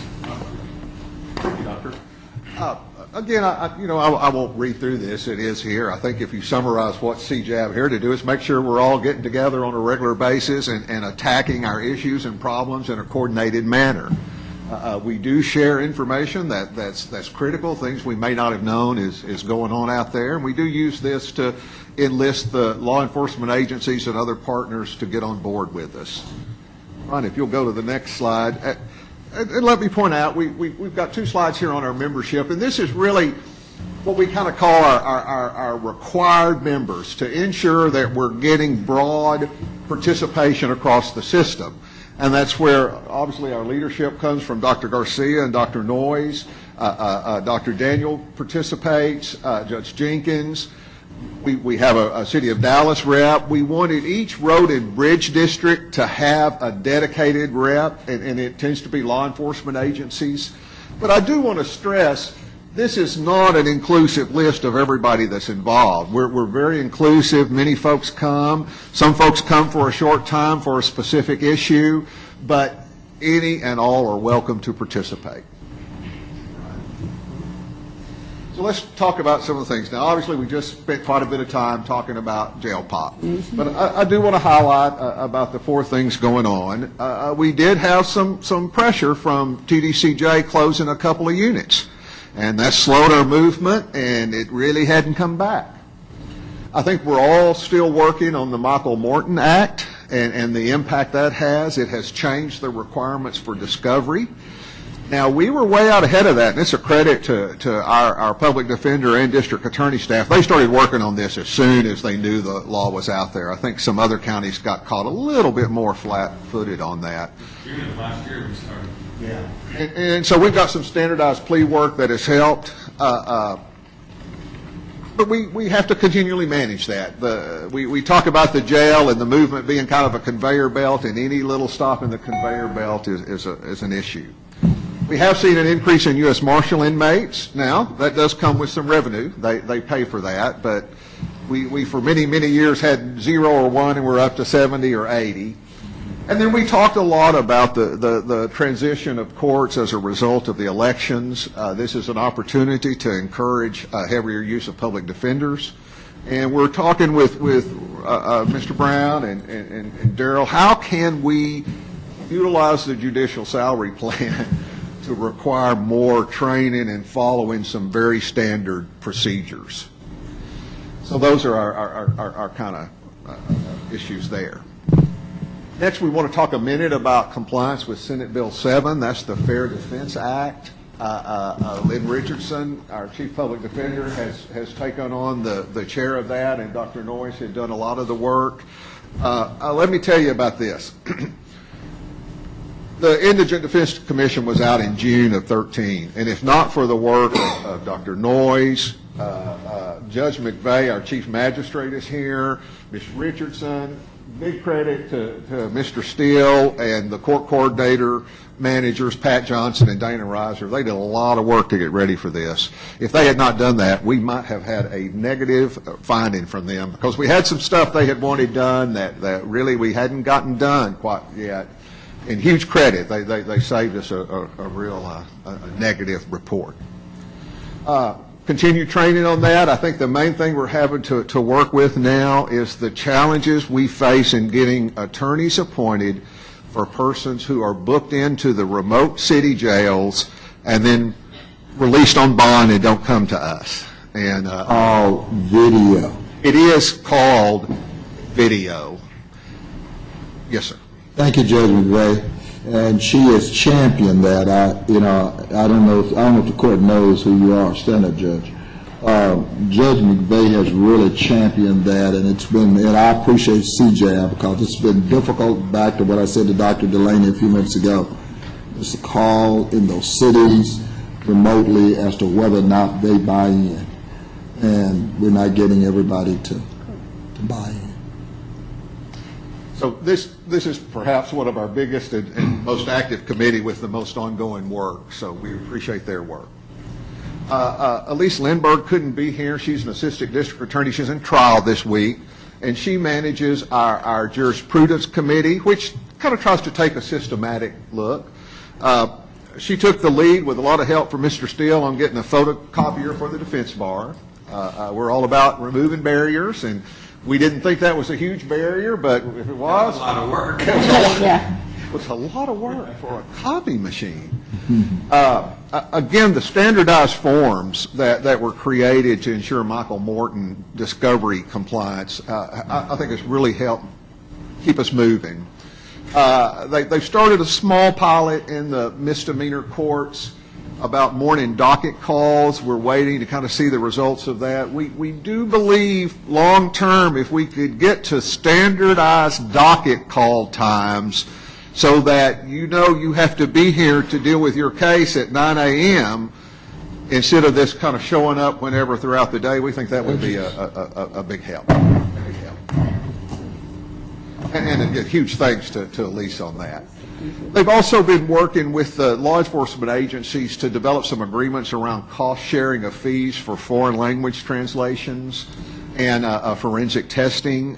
There are some requirements in and around Michael Morton on translations that can be a challenge to all of us if we don't get that straight from the time it comes from the law enforcement agencies. And so they are working on the future, some plea paper standardization. There needs to be a defense attorney portal in the ACMS project. And as always, they work closely with Judge McVeigh to ensure the magistrate courts go smoothly. Justice of the Peace Sider manages our Justice of the Peace group. The kind of things that have been on their radar screen are all the work around the North Texas Tollway and their fees and the requirements around that. They do a community court for folks who have tickets at the stew pot that they've done for a couple of years now that's real effective. And then they're obviously all interested in the JP case management system. But I have no other discussion about that. We can discuss that. Dr. Smith does our juvenile committee, and they keep things moving, and that youth first focus at all time. Again, Mr. Steele, Mr. Pugh, and folks from Dr. Smith's staff have done a lot of work around these younger offenders who are certified as adults, and then the 17 and older who are now adult, but they had something pending from when they were a juvenile, and they have to be arraigned through the juvenile. And they've done a lot of work to use video to make this to where we don't have to continually move back and forth. We've kind of reached agreements on who gets kept at the big jail, so to speak, and who goes back to the detention center. They've really worked through some logistics on that, and huge credit to everyone on that. And we also want to thank the Sheriff Valdez, or coordinated with Dr. Smith as well. Absolutely, yes, ma'am. Big help on that. And again, some of their future projects, they're always looking at disproportionate minority representation in the system. It's there. And I'll say, I think we're approaching a point where we need to have those same discussions in the adult system. I think the juvenile justice system should be credited at all levels. You know, the Fed government, any of their grants or anything requires that you address that issue, and we're going to shine the light in the adult system too. Obviously, the Letot Center, residential centers, a big upcoming issue for them. And then always there are special populations that need some additional focus, including trafficking of young children, which is tragic, that requires a lot of attention. Chief Spivey from Richardson manages our law enforcement agency. We're, of course, continue to work with them on the electronic filing and book-in. You will be getting information from us in the near future, asking the court to look at our arrangement for transporting inmates from the city jails to the Dallas County Jail. We will want to talk to them as video visitation moves forward on being partners with us on that. And again, we just got to push the use of our video arraignment and the electronic book-in processes that go with that. We also report out and keep the community in the loop on our diversion efforts. Just to highlight a little bit, our alternative sentence program that does house arrest and monitors folks out on bond that are high risk. We started that in 2009 with 4 staff and 20 clients. We're up now to 130 active clients. We just added a 9th staff member that will let us get up to about 150.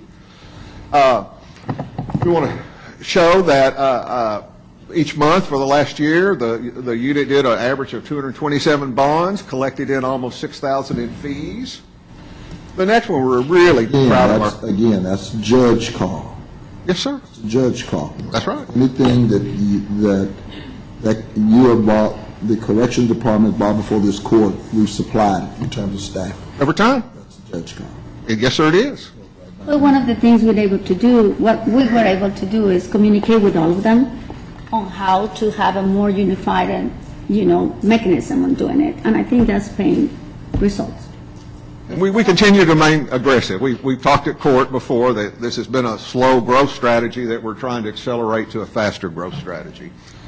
We have staff that supervise folks who are on bond that had DWI cases. The law requires that you have an interlock device on your car.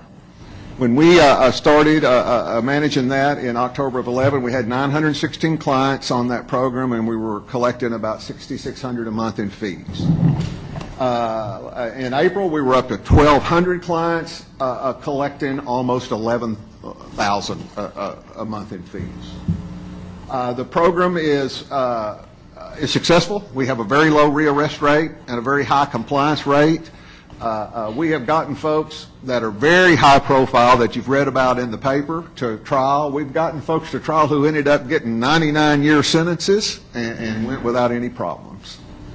We feel very strongly about that program being effective in saving us bed days and money. Legislative time again. Seems like that rolls around quicker than you think, and just about the time you get past one session, you're on to the next. The four bills here are all bills that we watched with interest and had some input in. We are particularly pleased about HB 3793 and Dr. Daniel being willing to step up and participate in that.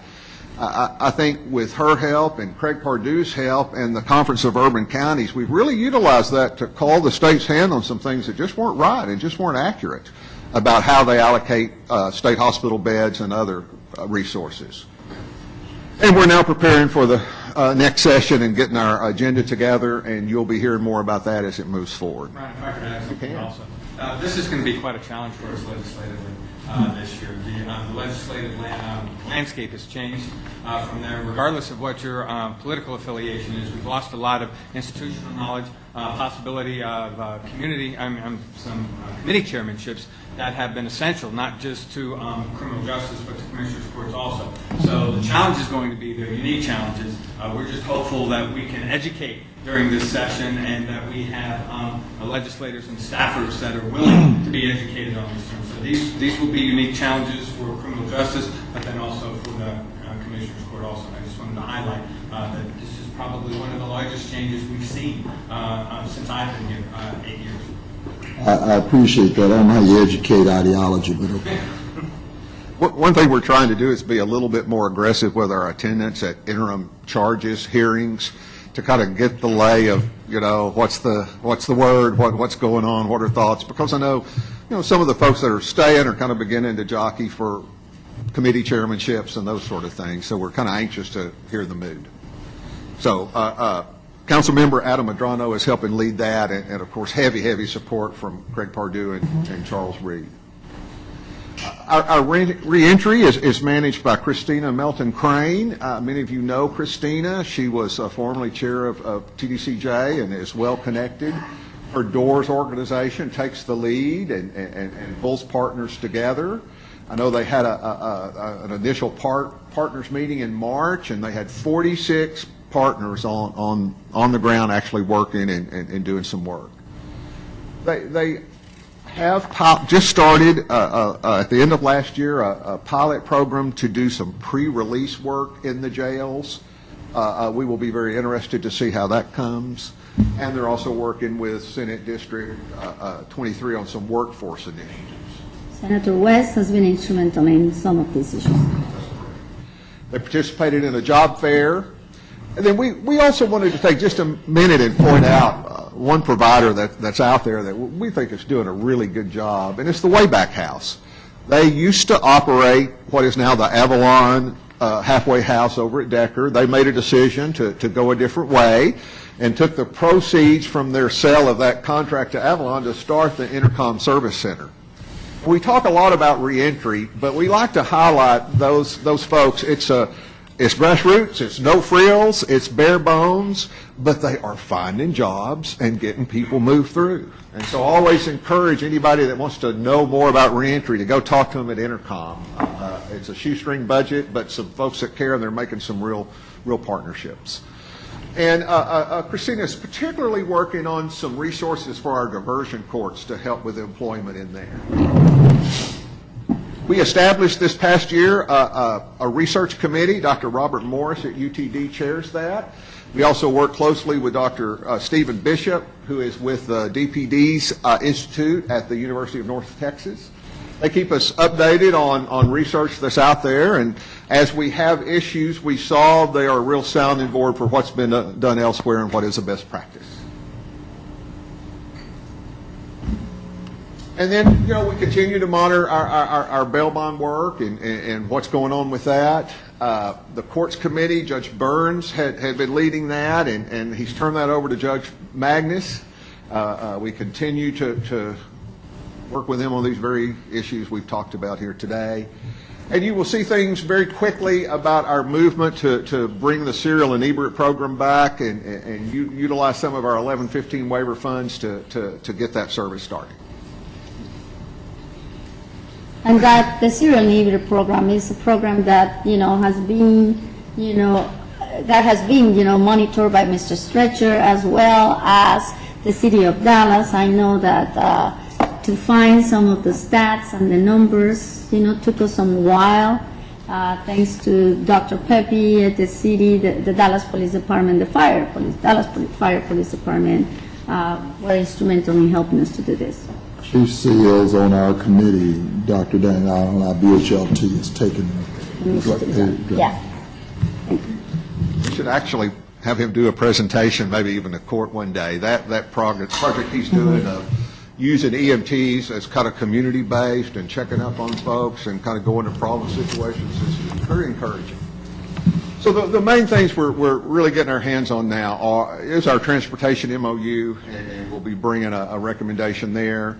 Again, the expansion of video arraignment. We want to try to get our hands around one of our larger agencies. We've had some indication Richardson will work with us and kind of use that as a pilot to try to move that forward. And then, of course, the JPs and everyone are most interested in getting the JP case management system. And with that, thank you, Mr. Stretcher. Any questions? Good presentation. Yes, please, Dr. Nice. What I'd like to highlight also is that this is truly a criminal justice system, and that's what the Criminal Justice Advisory Board does. It's for us to manage resources. Those resources are not infinite, and those resources are presented to us through the Commissioner's Court and through the Dallas. It is a management piece, and it's difficult to manage over those different components of the criminal justice system. But for the most part, we all sit down on a regular basis for those committees, those subcommittee meetings, those regular CJAB meetings, and we work towards using those resources to provide for public safety and justice in the community. We hear a lot about money. Money's what moves it. But you know what? It's cooperation and collaboration that will ensure that those efficiencies are met as we move forward from there. So that was the reason for the creation of the Criminal Justice Advisory Board in 2008, 7, with Commissioner Cantrell leading from that. So I'm proud of the work that we've done, and also with Dr. Garcia and the rest of the Commissioners Court because this takes the bulk of this community's resources, and we have to ensure that those resources are being used. Correct. And more importantly, like you just mentioned, bring everybody together with solutions. And that's the one committee that I make a point of attending, because I do see that that's where so many departments within Dallas County have to come together and have those discussions. But it's also the place where Dallas County comes together with so many of our member cities because of the communication that is required between city, local police departments and our county jail on making sure that, in fact, the jail system does have a chance at working. So it's always an area where there's lots of good discussion, and there's always the moment when people across the room say, we're working on the same issue, why don't we get together and work on that more closely, before or after the meeting. So it's, hats off, obviously, to the leadership of this committee and Dr. Garcia and Dr. Noyes, but then just everybody else coming together and their willingness to work together and talk is... And I spend a lot of time on this. I mean, we've got a huge department with a lot of clients that we manage, but this is a system, and I'm a big part of that system. And I need to be there, and I need to be there to offer and assist and offer to move forward, because most of those people starting at the beginning of the system are going to end up with me. The quicker we can provide for those services and outline and move them through and move them, it's less resources that needs to be dedicated by the Commissioners Court and the County of Dallas as a whole. So it's time that needs to be spent. And that spirit of willingness is so evident in everybody who comes to the CJAB meetings, that it's incredibly educational, but it's a way of moving forward. Thank you so much, Commissioner Daniels, Dr. Noyes, and Mr. Stritcher. Thank you. Any additional questions? I know of you in the audience that want to know more about CJAB. We have a website. Don't hesitate to, check it out. You can also access this through dallascounty.org. Send us your questions, your ideas. I know that some of the best ideas come usually from the people that are not within the system. So with that, thank you, Judge. Thank you, colleagues. Thank you, Dr. Garcia. Dr. Daniel has a... I'd just like to take a moment of recognition of another partner of Dallas County who is visiting us this morning. And I'd like to introduce Richard Davis. If you would please stand up, Mr. Davis. He is the newly selected Dallas County Extension Director for the Texas A&M AgriLife Extension Service in Dallas County. And just a little bit about Mr. Davis. He holds a master's degree of education in educational administration from UNT, a Bachelor of Science in Education from Baylor, and an Associate of Arts degree from Tyler Junior College, so he's seen the gamut. He grew up understanding the critical importance of education, achievement, civic leadership, responsibility, and community advocacy, all of which are very important in that partnership between AgriLife and Dallas County. He's an expert in leading people, and he's got a list as long as my arm of recognitions from varieties of education-related, Urban League Guild, types of accomplishments in his life. Richard is married to Carolyn Christie Davis, has 2 children. He's an author, a pianist, a keynote speaker. So thank you very much for stepping up, Mr. Davis, and joining in our partnership in Dallas County to make things better for the county. Thank you. Item number 3, under auditor, approve the professional services agreement for recruitment of county auditor at a fee of $25,000 plus reimbursed expenses using general fund sources. Item 4, under budget, authorize the upgrade replacement of AV equipment in George Allen Courthouse. Mr. Brown has... Is that signed off? Is that the committee sign off on that? The judges committee? Yeah, the judges want. Yes, they have. Yes. Mr. Brown has an bring up on item 4. Yeah, I just wanted to clarify that when you see the court order, it won't include a vendor name. The intent of this briefing was to get approval for the project, to give you a scope of what the cost would be. But obviously, I'm laddering it to purchasing to finalize the determination of what the actual vendor will be.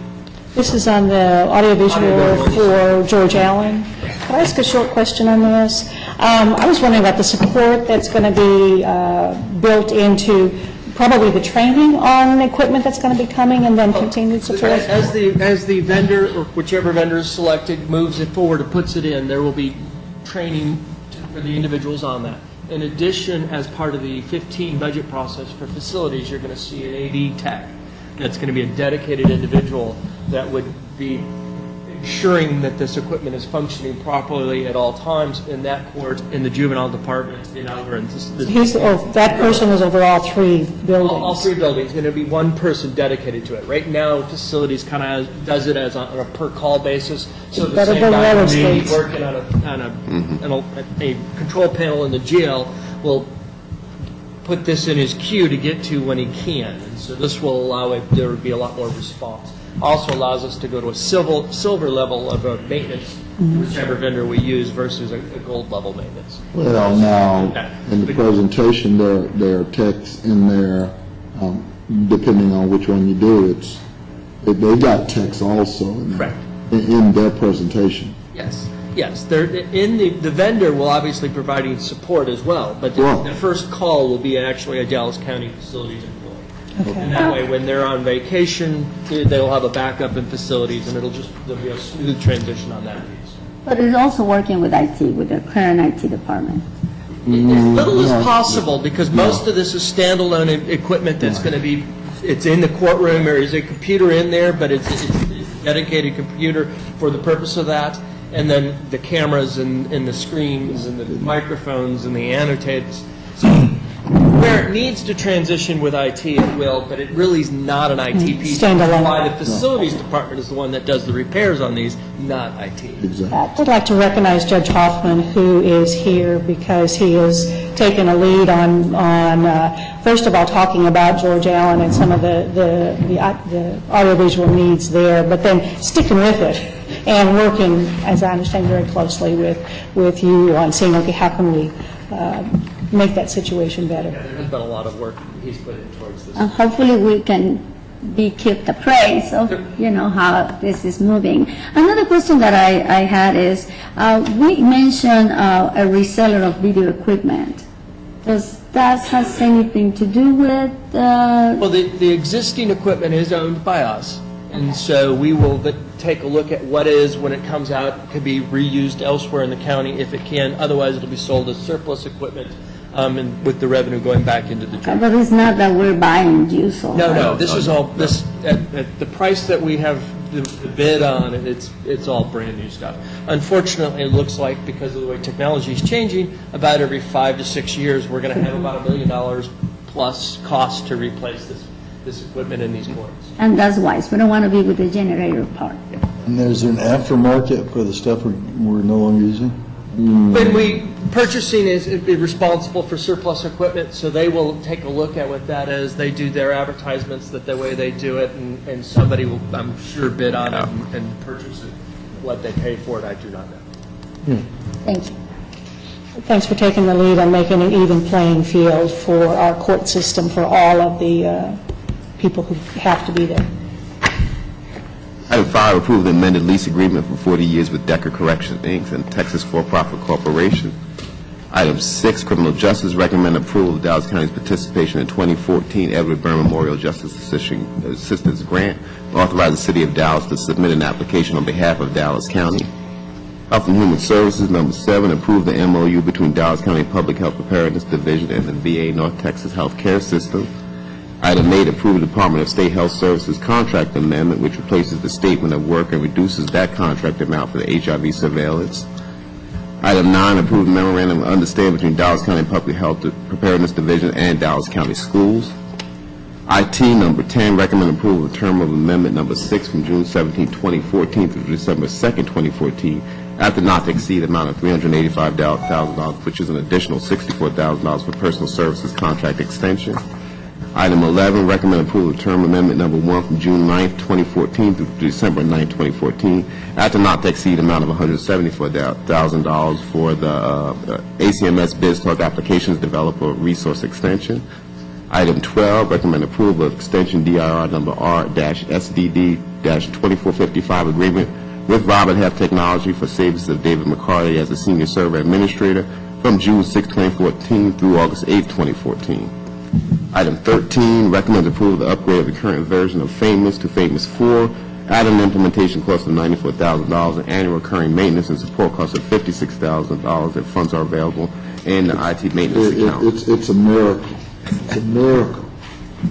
I don't even believe it. Rodney, we're holding you responsible. I just could not believe that could be upgraded. We thought it was dead in the water also. Commissioner, the new version is, it's version 4, it's their latest and greatest, and That's what you told me. How many years ago? Did you tell me that on the last one? I don't believe I said anything about the previous one. But this is their new version, and it's also, the good news, it's software as a service, so it's in the cloud, it takes it off the hardware of the county, and the overall cost difference for this is actually $10,000 more than what we're paying for current maintenance. So we get the new version, and a lot of the headaches that we have today are gone. Amen. And the order is going to have those paragraphs redone. Yes, Because it's a yes. duplicate paragraph, and that was. You know, but when I hear an explanation like that, it's 10,000 more than what we're paying, and Mr. Lilly, I'm sitting in committees every week, every other week, saying I've got 20% on famous system. I mean, that's all it was supplying. I mean, we've gotten basically no value out of it. We haven't, and I guess we never got the full functionality when we originally purchased this, 8 years ago, 9 years ago? It's been several years. Now, my understanding is Mr. Lilly is in facilities for the QA team is on board with this, and this has the functionality that they need. Yeah, I know. Again, that's what I was told before. And every time I get a report, and I'm told myself, well, how much of it is on famous? And what do you say, 10%, 20%? Yeah. Okay. Anyway, it's a miracle. Got it. Thank you. Public Works, number 14, authorize the county judge to execute the attached First Amendment to the project-specific agreement with the City of Dallas for the implementation of the Walnut Hill Lane MCIP. Item 15, accept the offer from Stephen Van Roy for $5,000 to purchase tax foreclosed property at 1203 Lodima Lane in Duncanville. Item 16, accept the attached Duncanville Independent School District Board of Trustees resolution dated May 12, 2014, authorizing the County of Dallas to act as trustee to offer for sale by public and private sale the properties identified. Item 17, waive Dallas County Code Subdivision 2, resale to public jurisdiction, Section 62-94, payment to county, accept the city's office to purchase tax foreclosed properties 1 through 8 at the city's purchase price as authorized by Section 34.05 of the tax code. Purchasing item 18, authorize a final 12-month extension of the bid for the annual contract for scuba cylinders MSA equipment as awarded to Casco Industries effective September 29, 2014 through September 28, 2015. Item 19, authorize the execution of the interlocal agreement with the Interlocal Purchasing System, a national cooperative purchasing program offered by Region 8 Education Service Center located in Pittsburgh, Texas, which is Kent County, including membership and utilization of competitively bid and awarded vendor contracts by Dallas County when deemed appropriate. Item 20, authorize Securus Technologies, Inc. as the highest-ranked firm to move forward with the final step on the RFP request for a proposal inmate phone video visitation service provided in order authorize the initiation of contract negotiations. I've got several questions on this. Yes, Judge. I'm seeing that we received this document at 8:30 this morning with their best and final offer for Dallas County. What I'd like to do is have all the commissioners have an opportunity to look over this and brief that best and final offer that we've only had 30 minutes to look at before court today for next week, and then we can vote following week. But I've got some questions about the document that we got this morning. Where do these rates that they're proposing compare with the 12 states that have outlawed county profiteering off of phone calls and video conferencing? Where do they rate as? There are 12 states that no longer allow counties to profit off of families who want to speak to their incarcerated outsiders. They allow true cost recoupment but not profit for these services. Where do we compare? Where does the proposal compare with the charges in those 12 states? That's a. Can you continue with your question? I'm going to hopefully get all these questions, and if we have this week, I'll work with staff to get the answers to those questions and get them back to the Commissioner's Court for next week. Is the $3 million, and these are just questions I'm seeing from looking at it in the middle of everything else this morning, is it $3 million in commission, in minimum commission that's guaranteed from the families, is that cost recoupment or is that profit for the county? We ought to know that one now. I mean, do we know? Is that? Yeah. Chris. Where's Chris? Chris? Can you repeat that, Judge? Yeah. It says on page 2, it says minimum annual guaranteed commission. We're currently receiving 3.5 million people who place phone calls to the jail or collect phone calls from people in the jail.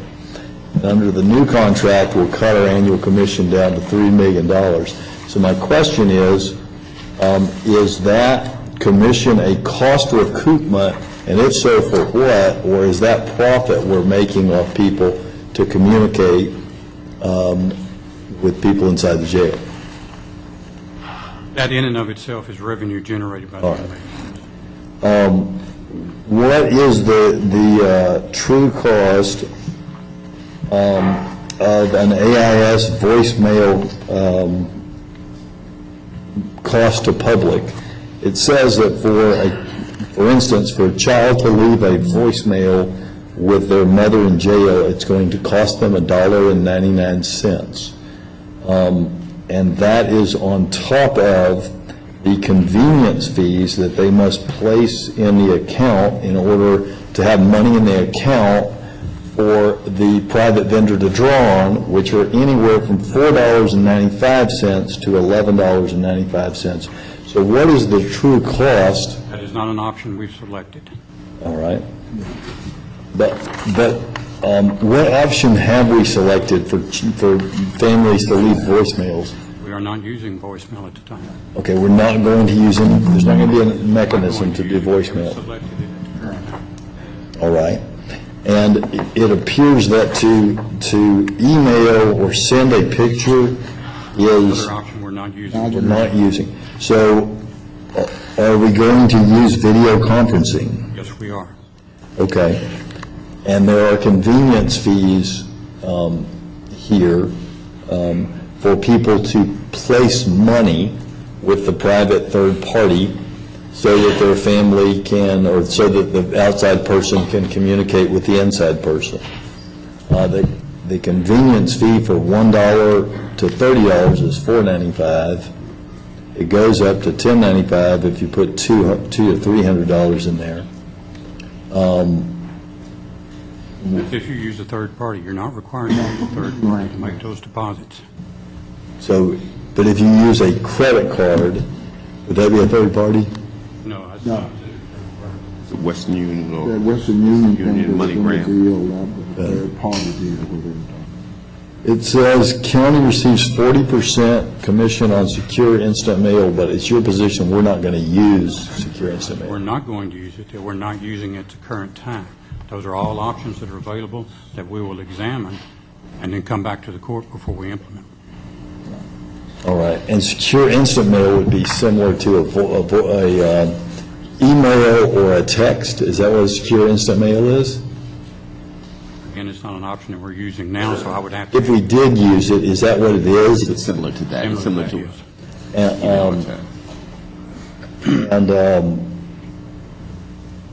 Well, and if we decide to use that, these are their best charge, their lowest and best charges, and it's $2 for a pre-approved picture, $2 for an uploaded picture, $2 for a reply message. I can't say in which one would ever use But why are we it. going down that road? Would ever use it. Well, Yeah. the committee has vetted and basically said that they don't, they didn't think that was in the best interest. Here's in a nutshell my concern, and I'm less visited about this, and I appreciate the work everyone's doing. But Commissioner Price and I had the opportunity to have dinner with Reverend Jesse Jackson last week. And Reverend Jackson was in town. He was going to speak to Randall Stevenson at AT&T the following morning about diversity in the tech world. And he pointed out an interesting fact at dinner. He said the most profitable industry in America right now is the technology industry. And the second most profitable industry in America is prison telephones. And the for-profit prison industry that has taken hold in America. And he pointed out that GlobalTel and Securus last year in profits together made $1.5 billion. And I'll just say again, and I do not want the county to profit off of families communicating with the incarcerated. And I want to look at, when I think about the internet and I think about video communication, and for that matter, now with phone deregulation, when I think of phones, I want to know not that we're the lowest in Texas, I want to know how we compare to states who have had reform already, because Texas has not. States like New Mexico and New York who have restricted the ability to use this as a profit margin. I agree with the whole user pays concept, but recouping cost, I think, is fair. Making money off people to talk to their loved ones in jail is, I think, really, really problematic to me. I think we benefit, the more people use our video conferencing to stay in touch with their loved ones, then we benefit from that. The more people are able to talk to their children when they're incarcerated, I think society benefits from that. I want us to be a national leader in not making a profit off of families who have a loved one in jail. Are you glad to address those questions? Answer, we'll look at those. Judge, if you could send those to me. Can we go ahead and do what we're supposed to do? We send Mr. Martin all the questions Yes, that we have, I'll and send then you we'll questions. see each other's questions Let's, that we answer. yes, and then we can maybe brief it next week. Right, we'll get the answers to the questions. I'll get the answers to all five of you, and then we'll. And I'll support that. And this So is we just a can- briefing. I didn't have a chance to read But it at either. but at the end of the day, this whole video visitation, we just got through talking about all this video stuff. And at the end of the day, I think staff has done, they generated, in this RFP, 264 terminals is significant. That's number one, operationally. But to talk about the opportunity to have some, on-site, off-site, home, there's a lot of solutions that are out there, and that's what I really want to concentrate at the end of the day.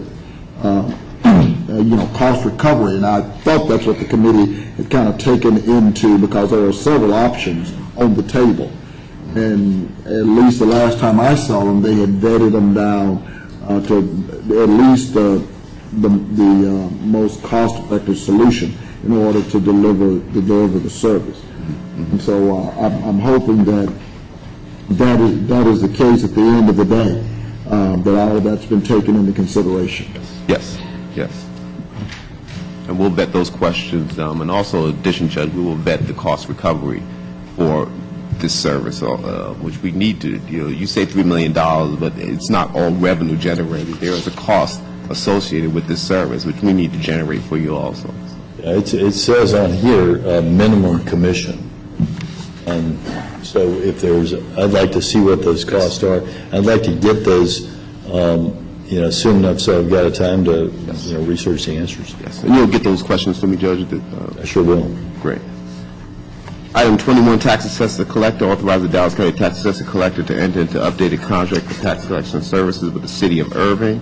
Item 22, authorize the tax assessor collector enter into updated tax collection services with Cedar Hill ISD.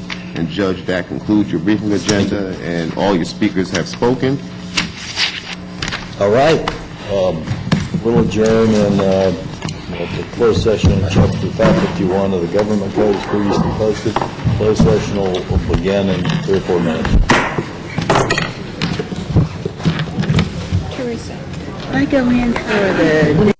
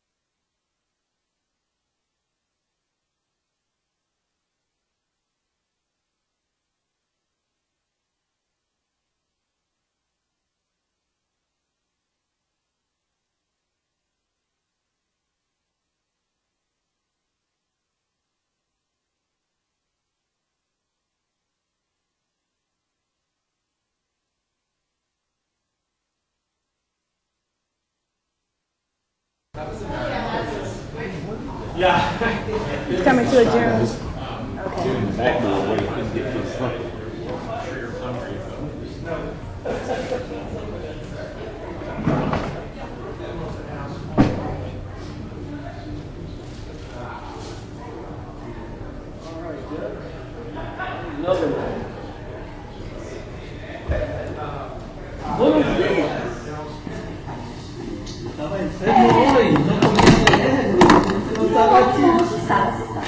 No actions resulted in closed session, court stands adjourned. Yeah, sure, that's okay. I wanted to, not actually from today's meeting, but just a couple